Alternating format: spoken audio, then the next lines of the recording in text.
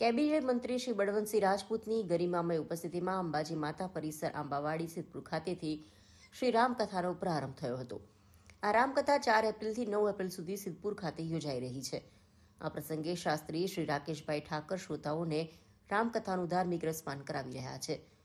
આ પ્રસંગે કેબિનેટ મંત્રી શ્રી બળવંતસિંહ રાજપૂતે જણાવ્યું કે પવિત્ર ચૈત્ર માસમાં માતાજીના ચોકમાં રામકથાનું આયોજન કરવામાં આવ્યું છે. આ સુંદર આયોજન માટે સદાબહાર ગ્રુપને હું દિલથી ધન્યવાદ આપું છું. આ આયોજનના લીધે સિદ્ધપુર નગરવાસીઓ 9 દિવસ સુધી ભગવાન શ્રી રામની કથા સાંભળવાની તક મળી છે, જેના લીધે દરેક ભાવિક ભક્તોને ભગવાન રામના જીવન ચરિત્રમાંથી શીખવા મળશે.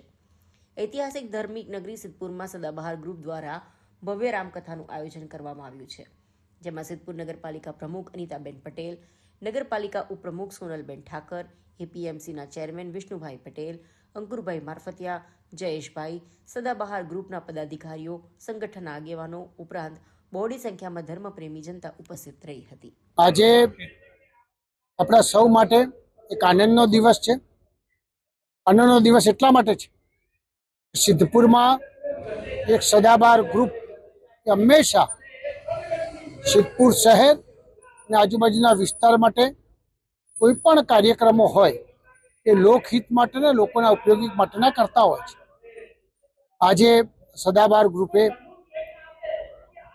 બધાને ભેગા કરીને સિદ્ધપુરની અંદર શ્રી રામ કથાનું આયોજન કર્યું છે અને ખાસ કરીને શાસ્ત્રી મહારાજ પણ રાકેશ ઠાકરજી એ બહુ વિદ્વાન છે.